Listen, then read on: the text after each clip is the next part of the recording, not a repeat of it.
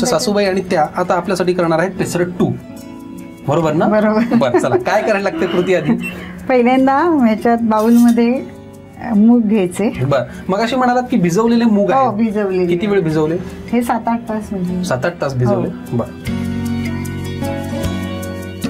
पुढे त्याच्यामध्ये उडदाची डाळ घालायची. ही किती वेळ भिजवली? ही पण 6-7 तास, दोन्ही एकदमच भिजवलं. बर, पुढे काय? मिरचीचा ठेचा घ्या.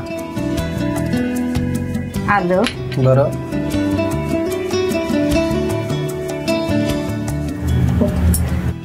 कोथिंबीर. पल्लवी ते हळूहळू कानात काहीतरी सांग. कोथिंबीर आणि तांदळाचं पीठ. तांदळाचं पीठ नंतर घातलं तरी चालणार आहे. बर, मीठ घालायचंय आणि हे मिक्सर मधनं काढायचंय सगळं, वाटून घ्यायचंय. हा, बर, आणि मग पुढची कृती करायची.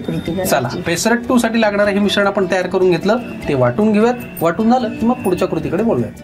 पेसरट 2 साठी लागणारे वाटण आपण तयार करून घेतलं.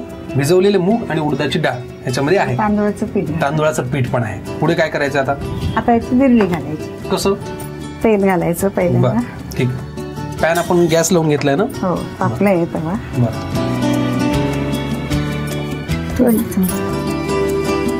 उचलू आहे? हो, घ्या ना, तुम्हाला जसं सोयीचं आहे ते करा. ते असं छान फुगून येत असेल ना? हो. बर, वा, आता लगेच तयार होईल. हो. आणि हे खायचं कशासोबत?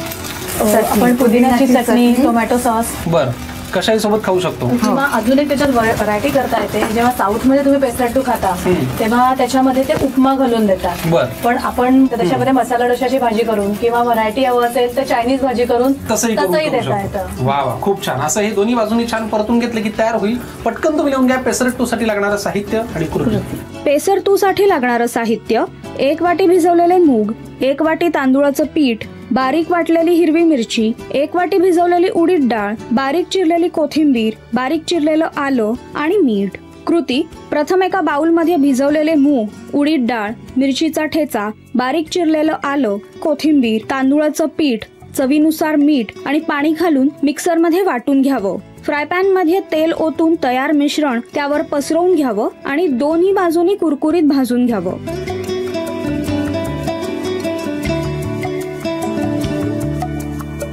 पल्लवीताई आणि त्यांच्या सासूबाई यांच्या घरी आज आपण आलो. इतक्या छान गप्पा मारल्या, एवढे छान छान 2 पदार्थ आम्हाला करून दाखवले. एक साऊथ इंडियन होता, एक उपासाचा होता. मला खूप छान वाटलं तुमच्याशी बोलून, गप्पा मारून, तुमच्याकडनं तुमच्या सासूबाईंविषयी जाणून घेऊन. आणि हा सगळाच अनुभव तुमच्यासाठी कसा होता? खूप छान होता. एकदम असं थ्रिलिंग आणि असं काहीतरी छान होतं एकदम. थ्रिलिंग कशामुळे? म्हणजे असं एक्साइटमेंट, कॅमेरा समोर असं कधी केलेलं नाहीये ना, त्याच्यासाठी. म्हणजे कसं वेगळं काय असतं म्हणजे त्याच्यासाठी. एरवी तुम्ही पण नोकरी सांभाळून कष्ट केलेत, कुटुंब वाढवलं, तुम्ही सुद्धा त्याच आता धर्तीवरती काम करताय. आणि असं असताना झी मराठी सारख्या व्यासपीठावर आपल्याला काहीतरी करायला मिळणं, याचा एक आनंद वाटलाच असेल. नक्कीच, एकदम. म्हणजे मला कुकिंगची खूप आवड आहे. म्हणजे वेगवेगळ्या याच्यात मी भाग घेते, पण असं काहीतरी कॅमेऱ्यासमोरून सगळ्यांना दाखवणं खरंच खूप छान वाटलं. म्हणजे वा, आम्हाला पण खूप छान वाटलं. प्रेक्षकांना नक्कीच आवडलं असेल. आणि म्हणूनच झी मराठीकडनं तुम्हाला ही प्रेमाची भेटवस्तू. अशाच छान हसत राहा आणि असेच नवीन नवीन पदार्थ करत राहा. थँक्यू. चला, खूप मज्जा आली मला आजच्या भागात. खूप छान जाणून घेता आलं. तुम्हाला कसा वाटला आजचा भाग, आजच्या रेसिपीज, या दोघींच्या गप्पा, त्यांचं नातं, हे सगळं आम्हाला नक्की कळवा. तुम्ही कळवल्याचा आम्हाला फार आनंद होतो. आणि या सगळ्यासाठी लिहून घ्या आमचा पत्ता. आम्ही सारे खवय्ये, Zee Marathi, post bag number 1, Andheri पूर्व, Mumbai 99, Bharat TVC, Zee Marathi @ZNetwork.com. पल्लवीताई आणि त्यांच्या सासूबाईंनी केलेल्या रेसिपीज आपल्या समोर आहेत. खायला सगळी मंडळी जमलेली आहेत. त्यांचे बाबा पण आहेत, पल्लवीताईंचे काका.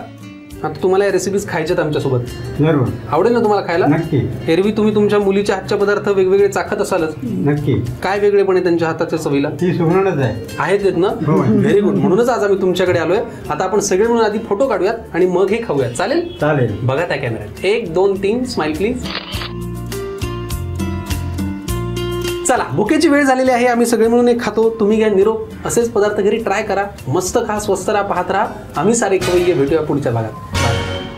नव्या नव्या चवी धवी विचल्या ह्या तुम्हासाठी.